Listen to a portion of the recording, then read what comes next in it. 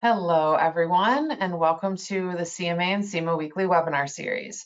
I'm Jackie Lewis, Content Director here at the CMA, and I am going to be your host for today's webinar.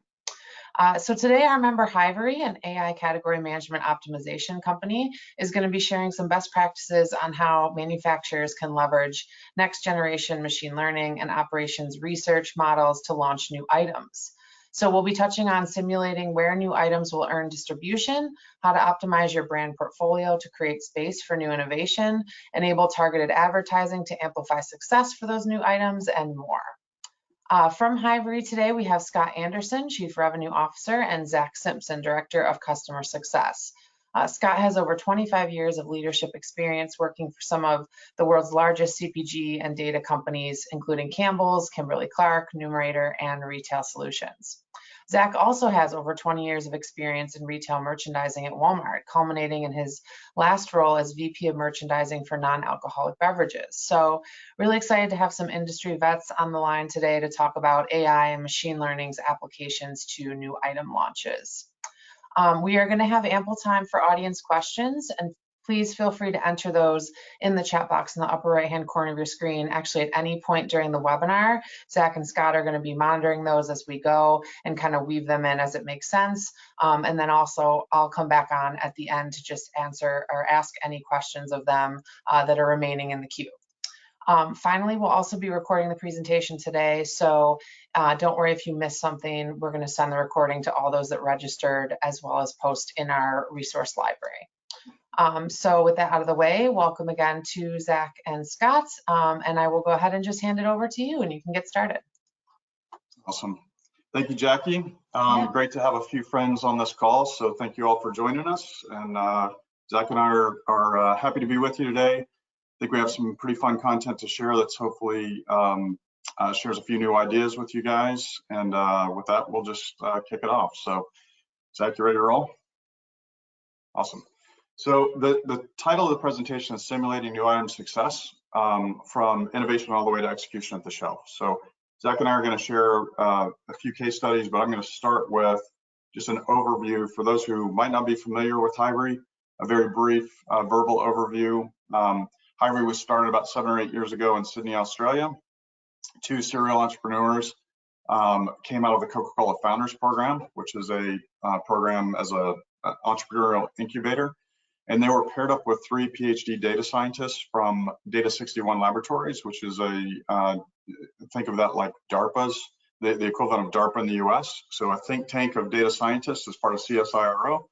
And they were paired together to solve a problem, which started in vending machines to localize assortment within the space provided, to reduce out of stocks and ensure that all the items in each of those individual vending machines not only were carrying an assortment that drove revenue, that increased sales, but also to ensure that from an operational efficiency standpoint, those items sold down at roughly the same rate, which reduced restocking trips.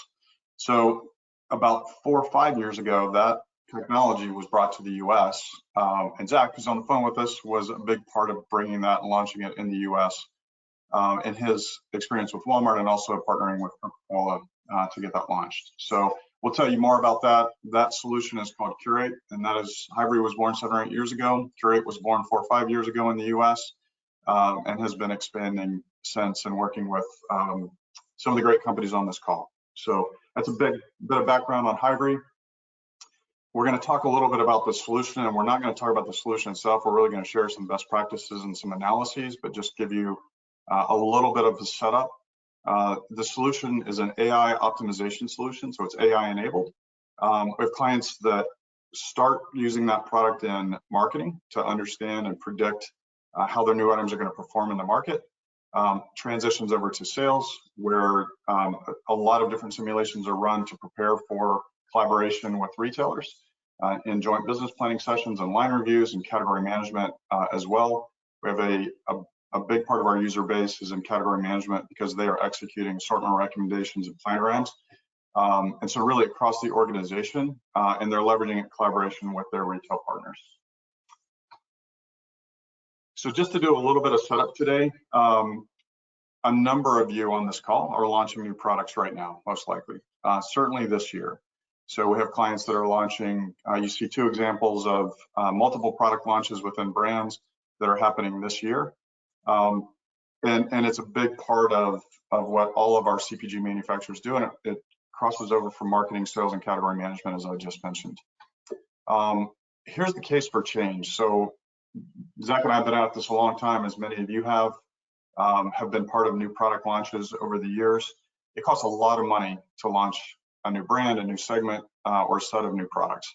Everything from R&D in the beginning, package design, all the way through supply chain, manufacturing, advertising, promotional spend, all the way through execution. Not only for the CPG manufacturer, but as well as the retailer on their end and their supply chain.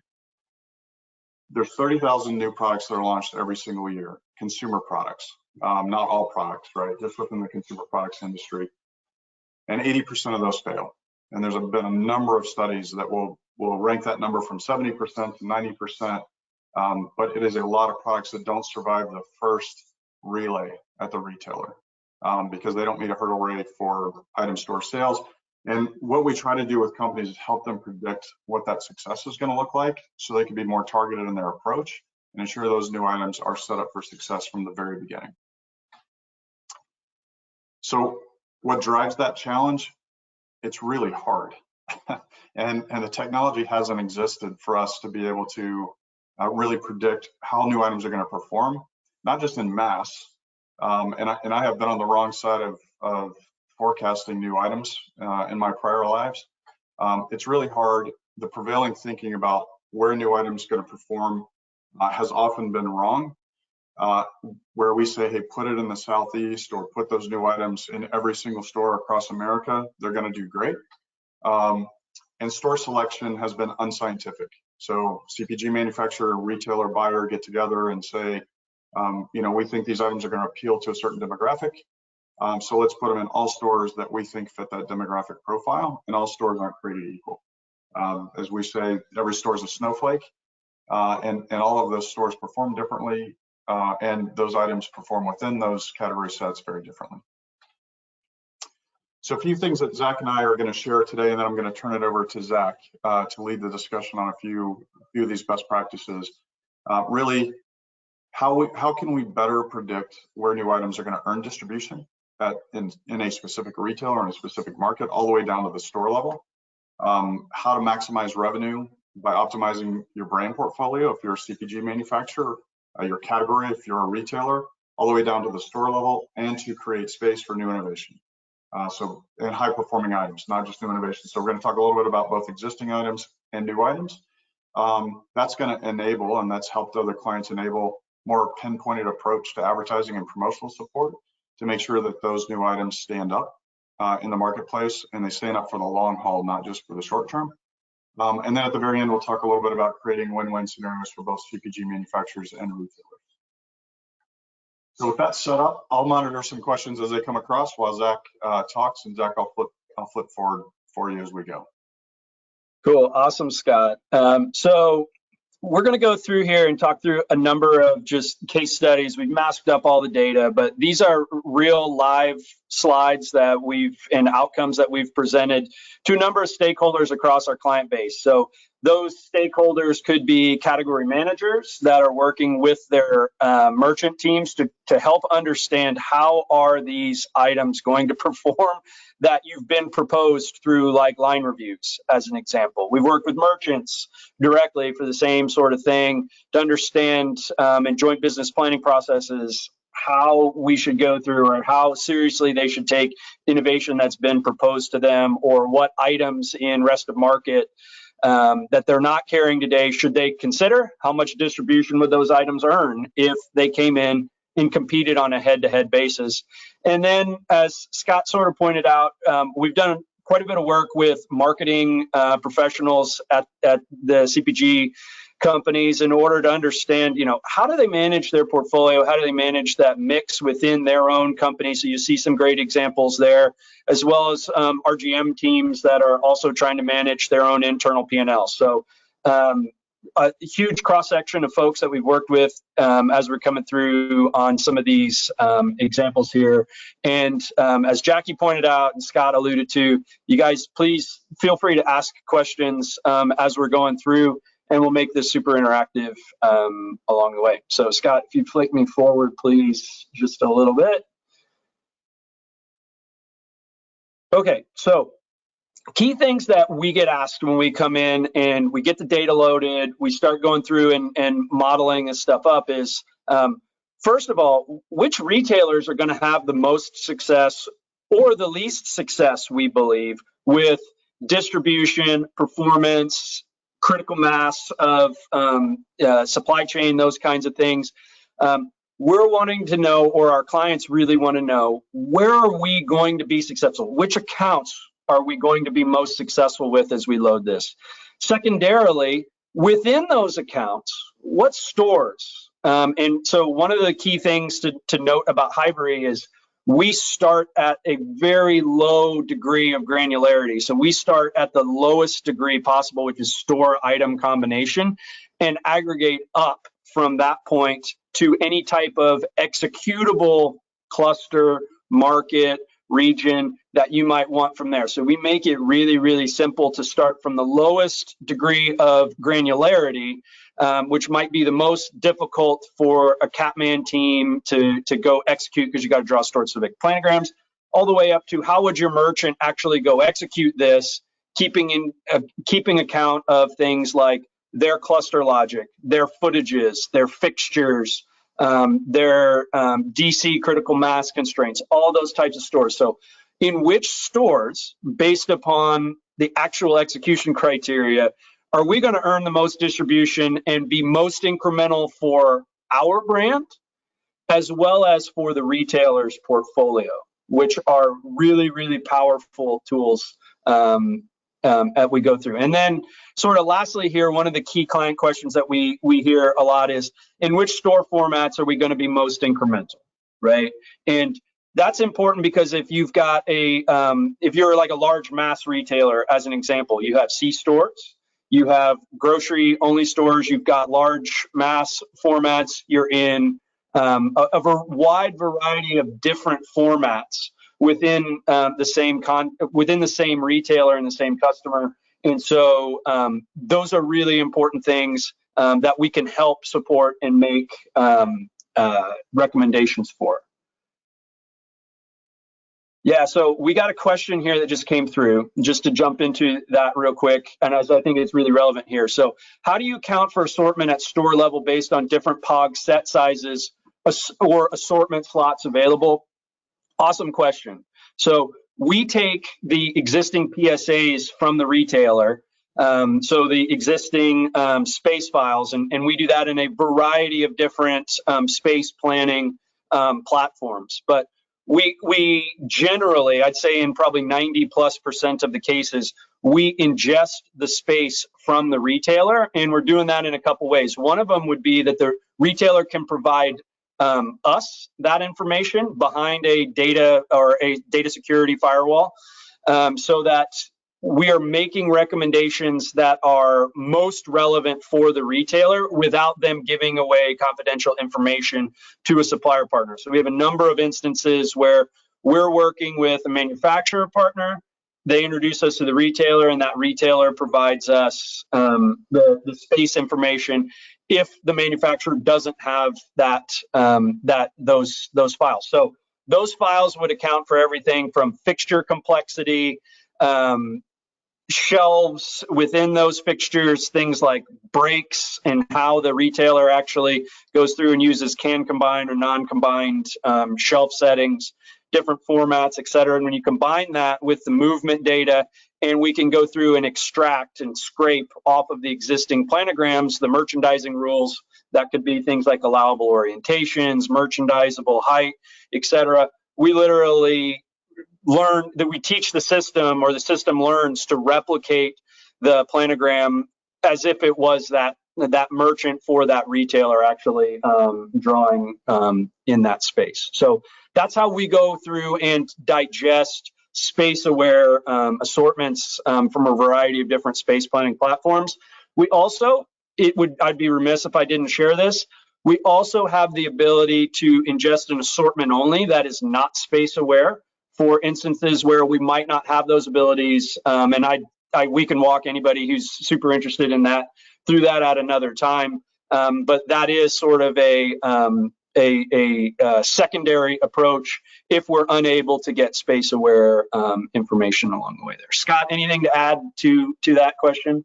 No, spot on. And as you guys submit questions, we'll let Zach go through this first example. We'll pick off questions at the end of this first example because he might answer some of your questions that are coming through.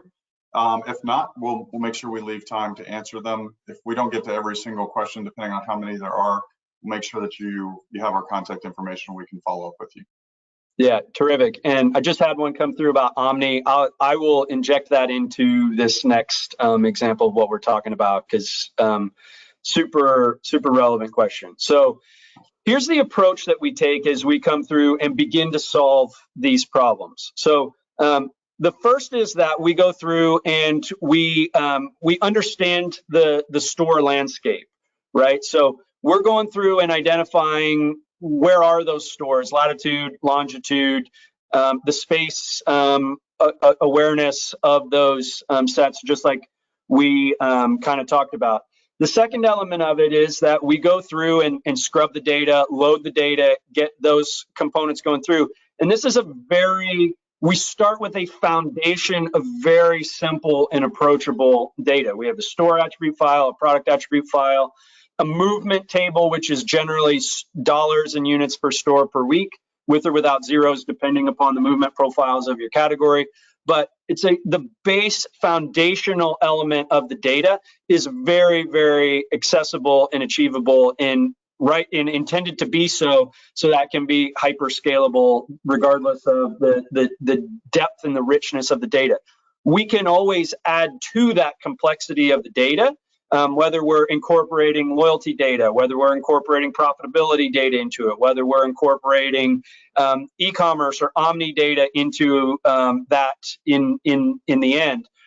What we're looking for, though, at the end of the day, the way to think about your data is we can incorporate and include really many data sets. I'm not going to say any data set because we would want to come through and do some due diligence around the robustness, et cetera, of it. But if you have access to that data and you want to include it in the modeling here, that would be something that we are certainly doing. But as a foundational approach to the data, we take a very, very simple data pull and then can add complexity to that. So that's the second piece of it. The third piece of it is that then we give you, the user, the ability to come through and add your own constraints. So I have a client services organization. We help and support you guys, hold your hands along that path. We also give you sort of the keys to the castle to come through and start to run your own scenarios because fundamentally, in my background in retail, I wanted the frontline users to be the one who are making the decisions. I didn't want it to be in the hands of a third party, et cetera, like that. No one knows the problem set like your people, your category managers, your marketing folks, your merchants on the front line like you do. And so therefore, Hivery is an AI machine learning tool. That's half of what we do. The other half is we're an optimization technology, which gives people that don't have a PhD in mathematics or don't have a computer science master's degree the ability to come through and actually leverage this great type of stuff. So we call that rule writing. And so we give the user the ability to come in and add your own constraints as we go through this. Some of those simple constraints might look like POD neutrality, right? They might look like industry growth rates that you want to apply to it. It may look like pack and a half constraints or requirements, DC constraints. They may look like needing to hit certain points of distribution thresholds with different items, or you want minimum disruption to the existing planogram that's out there. So those are some of just some quick examples of constraints that we can go through and that as a user, you can add into there. And we take the constraints, the data, and the store summary, and we run it through the engine. Our optimizations tend to take anywhere from 5 minutes to 30 minutes, depending on the magnitude, complexity of the data that we're looking at. And then it gives you the ability to come back through and actually monetize the value of that judgment. And so in the case of really what we're focused on today and what we're partnered with a lot of marketing professionals on, it's if we add these new items, how is it going to interact with our portfolio? How is it going to interact within the retailer's portfolio? What stores or regions or formats should we be adding this to? So it gives us the ability as humans now to very quickly and rapidly qualify and quantify the value of our judgment, because we're using this really robust machine learning and deep learning algorithms to come through and predict how that would perform. And then we're using the optimization technology to give you, the user, the ability to come through and make and provide it some general guardrails, and actually some extraordinarily specific guardrails if you would like to, along the way. So Scott, anything else to add there, or we keep moving through this one? I'm reading a question that just came through. Okay, cool. Yeah, I'll get to that question around banner level data and where we haven't had distribution in the past. So in this example right here, we had a client, and this is all masked up data. These items don't exist. They're fictitious, but the data is real. Okay, so we were operating with a small, with a large manufacturer in a regional retailer here, and they said, "Hey, we've got 2 new items," which in this case are the 2 items to the furthest left, Sweet Crunch 84 ounce and the Sweet Crunch 12 ounce items. And they said, if we brought these items in, right, and we allowed them to compete within our portfolio, and the merchant is holding us to SKU neutrality and point of distribution neutrality, how much distribution would these items earn? And so we went through and did a store specific analysis here, because this retailer does store specific planograms, right? And what we ended up seeing as we went through here is that one of their items would receive about 90% distribution. So this first item would come in and receive about 90% distribution when you optimized for the mix of dollars and units that they were targeting. We could also bring in all kinds of other metrics like profitability. We could bring in things like lost sales, labor, all of those kind of components. But in this case, what we saw is that the 12 ounce offering, due to the nature of its size, its cube on the shelf, right, and the nature of how well we modeled it to perform based upon other items in the category, that item would receive almost full chain distribution, but not entirely. And that the larger item, the Sweet Crunch 84 ounce, would actually only receive distribution in about 250 stores of the 400 stores in this in this chain. What we also saw then as we went through is what items are going to begin to get picked off. And we can do this. So in this case, we did it at a store specific level, right? To say like, hey, raspberry may come out in these stores, but caramel comes out in these others, and lemon comes out in these others. So Scott's point earlier about each store being somewhat of a snowflake, and that you, in this case, we give you, or we give the merchant, or we give your sales team the ability to come back through and make very specific recommendations. And if you don't think that retailers are going to be down to the individual store level in the next couple years, this is one of the big trends that we believe is going to happen, is the ability to merchandise really, really quickly and take the grunt work out of drawing planograms to be able to draw planograms really, really rapidly. And that's no longer the difficult inflection point in planogramming and why we have to go to regional clusters. The challenge will be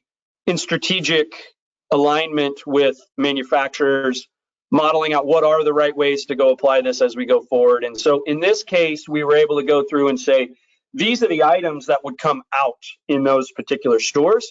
We could also roll that up, because we do everything from the store item combination, we can then aggregate up to clusters, footages, markets, regions, et cetera, so on and so forth along the way. Next slide for me, Scott.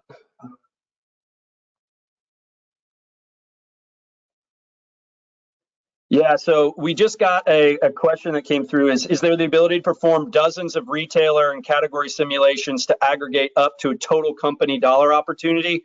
Yes. In this example, it's masked data, obviously, that we're talking about, but that is what we're doing. Is we took, instead of using shopper card data from a strategic partner for that retailer that's not in a channel that, well, this partner uses a whole lot of 8451 data to make big organizational decisions, right? And actually, that's not a channel that's particularly relevant for this partner as well.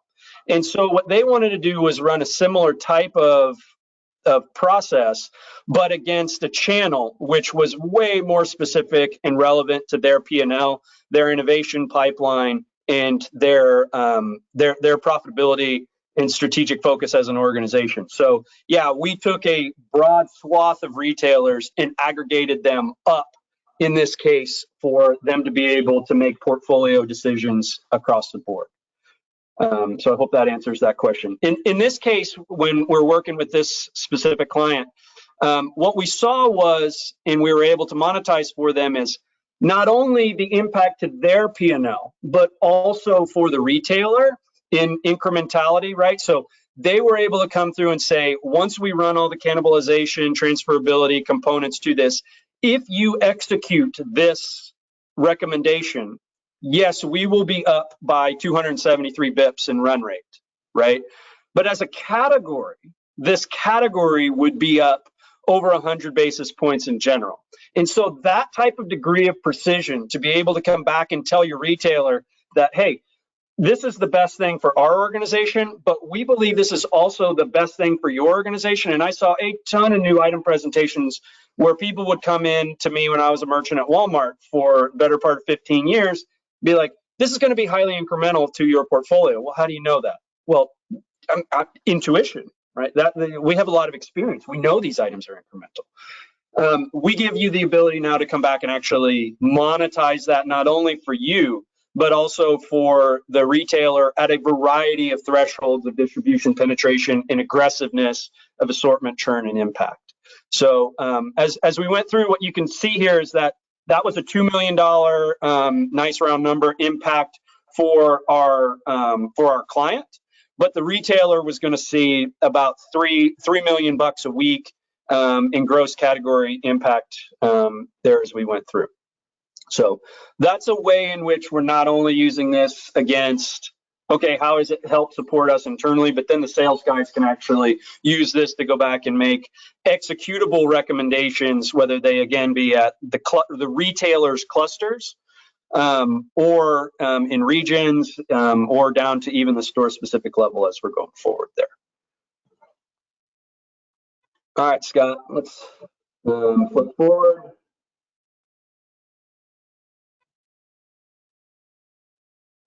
Got a really interesting question around how much variance do we see in this process for manufacturers versus retail customers?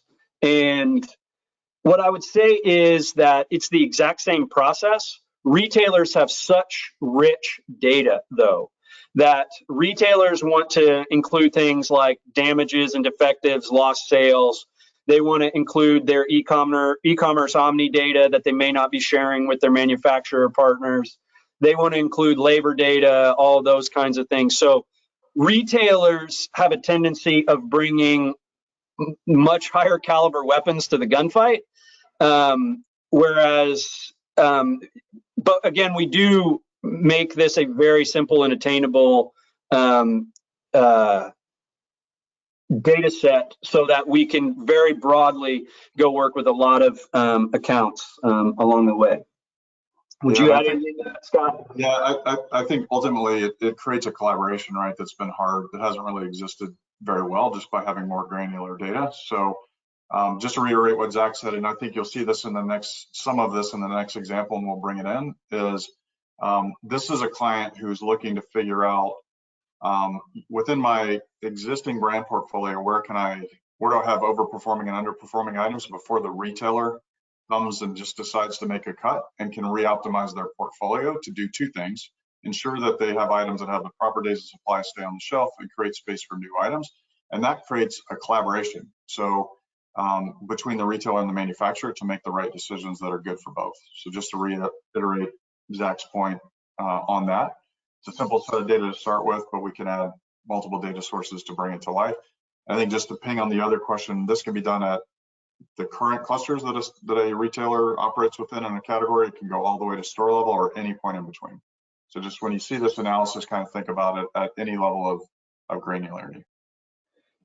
And we got a question from Sean Wolf out there about are we able to do this where we don't have store level data? And the answer is absolutely. Because we start at the lowest level, we can always aggregate up to markets or regions along the way. And so, yes, we aggregate up and have a number of examples where we've done that with clients where store level wasn't available. So the next one that we're going to walk through here is one that I hear a lot from my merchant friends that are still live in the industry, right? And it's about optimizing the existing portfolio for simplicity of execution, simplicity for manufacturer operations, and the incremental revenue that big decisions can make in that space. And then secondly is, are you getting your fair share of distribution on your core brands? Okay, and I'll double click into this one a little bit here just real quick, and we'll show you the slides in a sec. But what we see is the nature of clusters. And because planograms are so hard to go draw for across a large or even a medium-sized retailer, you're talking hundreds, if not thousands, if not tens of thousands of planograms, right? So drawing the planograms has been the hard part. That we naturally are sub-optimizing your brands, precise distribution and where they would perform best. And we'll show you an awesome example that we did with a large manufacturer here in just a second, where by getting into a greater degree of granularity, we were able to grow their business aggressively on the exact same number of points of distribution because we'd been clustered. And when we went down to a store level, all of a sudden that unlocked a whole lot of local growth for that player. And then next is really around portfolio optimization. And what happens if I remove a pack size? So if you think about, categories out there where you have a lot of size proliferation within a given category, right? And you guys can all think of examples of this where you might have a 6-pack, a 12-pack, an 18, a 20. I think soda is a great example of this. Cereal is a great example of this. Frozen vegetables are a great example of this. Deli meat is a great example of this. Laundry detergent is a great example of this. I mean, we can probably go to any category in the grocery store and find pack size proliferation that I know from my merchant friends. They're going, man, we got to make this more simple to execute and operate. But what happens if I delete that size that's in the middle, or the small size, or the large size? Do I get trade up? Do I get trade down? Where do I lose purchase occasions, et cetera? That's the type of work we're doing for marketing and category management professionals out there. And so we'll show you some of that here in just a second. So, all right, Scott, flick me forward, please.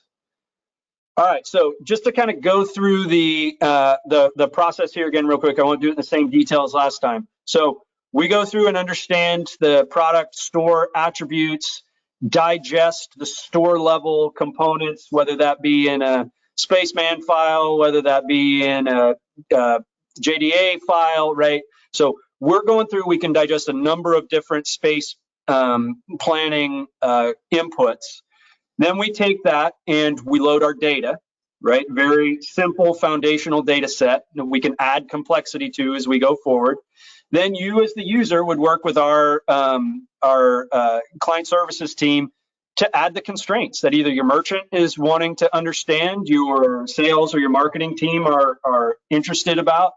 And then we go simulate that, which is done in, we'll call it 15 to 45 minutes per optimization. And then that gives you the ability to qualify and quantify that judgment as we're going forward. So that's the approach we take as we go through this with retailers, with e-commerce data, with category management professionals, or sales, marketing, and revenue growth management professionals out there. All right, so go ahead and, well, in this instance, we're optimizing existing assortment for revenue growth with no new items added. So I'm just kind of framing up the various scenarios that this client asked us to do. So that was the first one. Number two was, we want you to determine store-specific expansion opportunities for the fictitious Plum Rum brand. Sorry to anybody out there that may actually own the rights to Plum Rum. That is an element of Scott Anderson's imagination. We're probably going to get sued for that, Scott. And then thirdly is simulate the impact of removing a pack size in selected stores in order to maximize growth while keeping our manufacturing efficiency and the retailer stocking efficiency sort of top of mind as we're going through. All right, so let's show some slides here. So here was an example where we went through, and so if you see the, this is an actual pull off of our tool. So you see PODs here in the at 10,100 with 0% differential in it. So this is a great example of, we didn't add any new items. There were no new items in the assortment.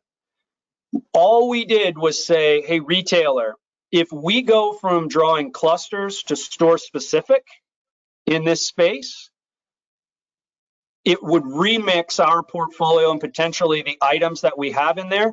And in this instance, these were our real results that we drove with a large manufacturer partner that in just the state of California, where their brand over indexes, right? We were able to drive 450 basis points of incremental growth, which was about $400,000 a week for them. So we were able to go through and showcase that we treat each store uniquely and go through and model how those items would perform in those areas differently, which was a $20 million kiss to that brand team and that retail team's performance for just that one manufacturer, without bringing on any new items, without adding any PODs. And so if you went into your retailer and said, hey, our recommendation this go round is we're going to bring you no new items, and we're going to bring you, and I'm going to be POD neutral, and we're going to grow your business by 500 bips. That is like, I've never heard a presentation like that in my time as a merchant. It would be stunning. And so the ability then to bring in over the top other portfolio management components and modeling new items as well, we're going to, in sort of the talk track that we recommend to our clients is like, hey, we're going to take care of cleaning house and making sure that we're managing our base well. Then we're on a track to manage our portfolio, and we're going to bring in new items that are highly incremental for you and us over the top. We think that's a pretty powerful partnership with a merchant as we go through there. Scott, did I miss anything on this slide? No, you got it. The next one will kind of show how the AI found those new opportunities and kind of found them down to the store level. So these are individual items that we just dropped in Tableau pin maps, right? But essentially your green dots here are where individual items were recommended to be added. Individual items were recommended to be retained, and where they were recommended to be deleted. And so in this case, we asked the system to be POD neutral by store. And so if one item went in, one item had to come out along the way somewhere else in there as well. So as you can see, each item has quite a different profile in where it was added or maintained or deleted along the way. So in this particular example, we did open it up for POD growth. And so you could say one of the other things that clustering, and why I'm anti-clustering for the intermediate term, it's a necessity in the short term. I'm anti-clustering in the sort of 2 to 5 year time frame, is that you are naturally sub-optimizing days of supply. And so in this case, what we were able to do with this particular vendor is say, hold my space neutral while you go optimize within my portfolio to manage the existing share of shelf that I have in this particular retailer. So this is net neutral on linear footage with an 11.4% increase on PODs, because we were able to harmonize days of supply. Because if you've got, think about it, if you've got 65 stores attached to one cluster, you're starting to manage off averages of revenue, averages of days of supply, averages of averages of averages. When we get down to store specific now, we can be really laser guided and precise around that specific item's need for days of supply, and how does it need 1 facing, 2 facings, 3 facings, how do cappings, stackings, different alternative allowable orientations potentially play into growing our brand within the existing space that the retailer will afford us. Because to go in and make a pitch of, I'm going to be POD neutral or I'm going to be space neutral, here are my recommendations for how I can grow our business by 11.5%, is a really, really, really powerful sales proposition for a retailer. Awesome. This was a third business question they had. Okay, so this is the third one. This was around pack size differences, where I've got a variety of different package sizes of the same brand within the set. So optimizing the space from 3 package sizes to 2 in the right stores, meaning we didn't do it in every store, right? Every store is a snowflake, right? So if every store is a snowflake, that means in some stores, I'm going to get massive trade down out of eliminating a mid-size package. In some stores, that lowest size is going to serve as an opening price point for maybe lower income customers that really are looking for those types of products because they're on quite a fixed budget in that space. We literally are going through and with the data in this very simple approach to dollars, units per store per week by item, and the patterns that we're able to derive out of all of those items interacting with one another, we're able to go through and develop store-specific, item-specific transferability and cannibalization profiles. And so that allows us to make good decisions in stores, not make bad decisions in some stores, and potentially be more aggressive in neutral stores where we may want to go through and play in that space. So in this example, some of the key insights that we derived from this was that one size from each store was rationalized and the next best product was recommended to be replaced. The system, the deep learning, machine learning algos go through and actually simulate the weekly revenue impact, and we aggregate that then back up into the subcategory levels along the way. And then thirdly is that we were able to drill down to an item store level and aggregate up to any level above that. So the things that I see when I look through the chart on the left right here were that, and this is a lot better, we can actually name the subcategories, but in this case, let's call subcategory C like really healthy options right there. And so therefore, by going and eliminating a mid-tier size in that, we got massive trade up in that potential area. We also lost very, very few units to no purchase at the end of the day. And so we would want to be very hyper aggressive in subcategory C, the really healthy options here, that we could streamline our portfolio and actually incite trade up in that particular case without losing very many options. Subcategory F is the opposite of that, however, where if we go through and begin to remove or optimize certain package tiers along the way, that may be hyper efficient. And I was meeting with a client yesterday that was talking about like, hey, we have certain items that are 50% less efficient in line time. We want to understand if we make a recommendation to the retailer to remove that particular item, what is the impact? Not only to them, but also to us. And we're able to load that manufacturer's profitability data to understand transfer along the way, as well as for the retailer. Very, very powerful analytics for them. But in this case, we would come through and recommend that we tread a little more carefully in subcategory F and potentially not be as aggressive in that particular space. Scott, anything else to add on to this one?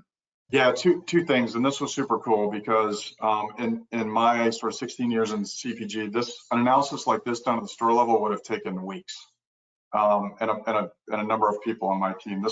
Every one of these scenarios was run in, as Zach said in the very beginning, between 5 and 30 minutes, and getting a financial outcome and really being able to make decisions internally before going and making a recommendation to a retailer. The second piece is this is happening now with COVID, right? Everybody, all of our clients and listening to many of the great presentations during the CMA conference, everybody's struggling with that same thing. SKU rationalization has become forced. So you can decide now what would happen if I eliminate a pack size, or it can get decided for you. Better to proactively look at where do I have opportunities that are not global add or deletes. Like I'm just going to wipe this pack size off the map entirely. That can be very bad for the manufacturer, can be very bad for the retailer. So this allows store item specific recommendations that say this pack size can be removed from this store. Next, it optimizes to the next best selling item in that store in the category set and can grow sales. That's a very different level of analysis than I've ever been able to do in my career. And the results. Yeah, so with this, we were able to go through and drive 450 basis points worth of sales expansion. We were able to grow PODs in the same space by 11.4% due to getting to a greater degree of precision with optimizing days of supply to meet the retailer's threshold for days of supply. And as we're going through with some store or some optimization there, and then swapping pack sizes for higher performing items, understanding the transferability, cannibalization of those in the right stores and actioning that in the right stores was 240 basis points worth of acceleration for them. So yeah, we were really pleased with this, and we did this analysis in days once the data was loaded. Yeah, awesome. So we've got about 11 minutes left. You guys have been asking awesome questions along the way, and I think we've answered all of them that have come in. So don't slow down on the questions. Zach, do you see any that maybe we didn't answer before we headed to the last just couple of content slides? I'm reading through them right now, and I'll let you know. Okay, cool. So we have, as we kind of talked about cross-functionally launching new items, it's hard to predict, and with technology, it's getting easier. One of the things that we've spoken with and worked across a number of VPs of marketing and CMOs, it's kind of the age-old question of, I'd love to cut my advertising spend in half, I just don't know which half, right? And if we're getting down to store and market level data that says these items, remember that 80% of new items fail, and I've spent a ton of money in promotional support and advertising support to stand those items up. Sometimes they don't get executed properly, but a lot of times it's just we picked the wrong stores, or it was out of our hands which stores got picked. But if you can get those items into the right store in the first relay, you can support those items in those particular markets, and even with one-to-one advertising, you know, in a store-specific forum. Now that technology exists, it's a combination of creating shelf space by re-optimizing the existing assortment, just to recap what Zach just took you through, and then being able to pinpoint your advertising and support to stand those items up in those particular stores and markets to ensure that they survive that first relay, which gives them time to get legs in the marketplace, get noticed by shoppers, consumers, to let all those effects come around, so that those, not only those items, but the brand portfolios will continue to grow. Second, before we move into the last section, any questions that popped that we didn't hit on? Keep going. There's a really good one in there, but we'll see if we've got time for it at the end. Okay, cool. I'll kick it back to you for just how these types of analyses and simulations and scenarios get presented to a retailer. Yeah, so that was really the question really had a lot to do with that. So the question was, it seems retailer buy-in for optimizations is a really critical first step here. And many retailers don't have a great handle on store-specific or even cluster mapping of planograms. What are some key success factors to establish the partnership to overcome mapping limitations for successful implementation? Terrific.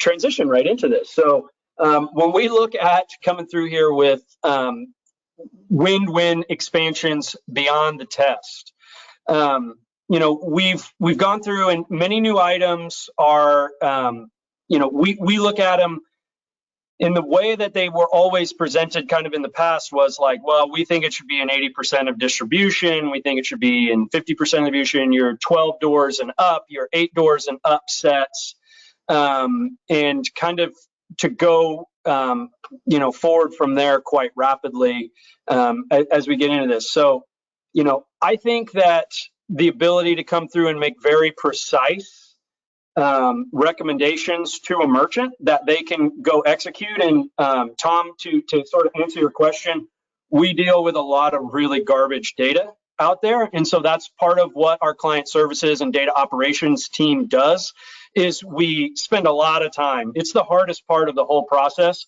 is cleaning the data and getting a really good baseline for the data to sort of kick off with all this. And then the sort of optimization and that sort of stuff is the easy part from this. So we go through and help support and hold your hand with the retail partner through that process as we're going through. And so, we think once we get that data set up, it gives your team a really good foundation to be able to come through and make executable and revenue optimizing or profit optimizing for the retailer and for you guys opportunities as we're going forward from there.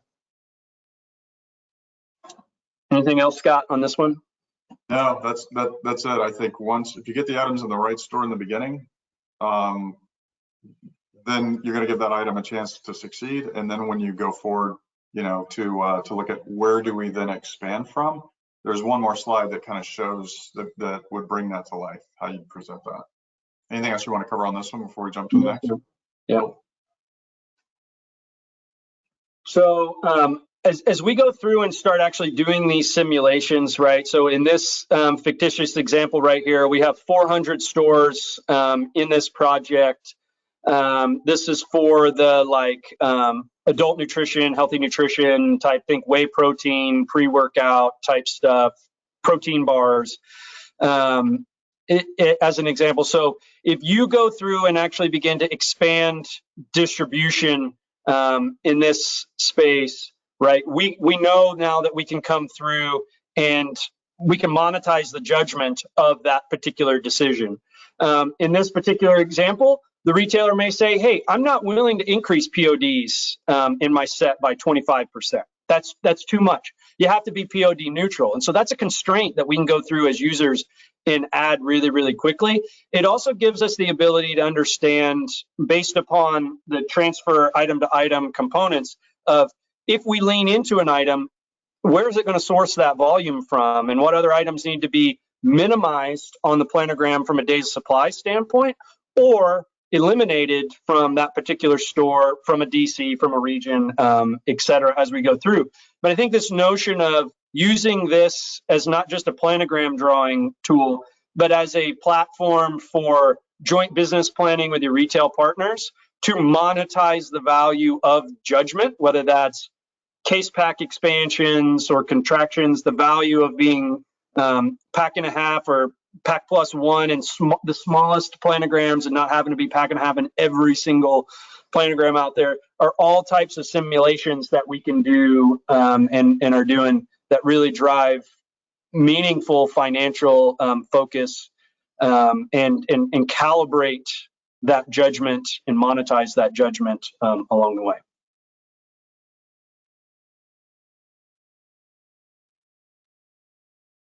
Can you pick this one back up, Zach?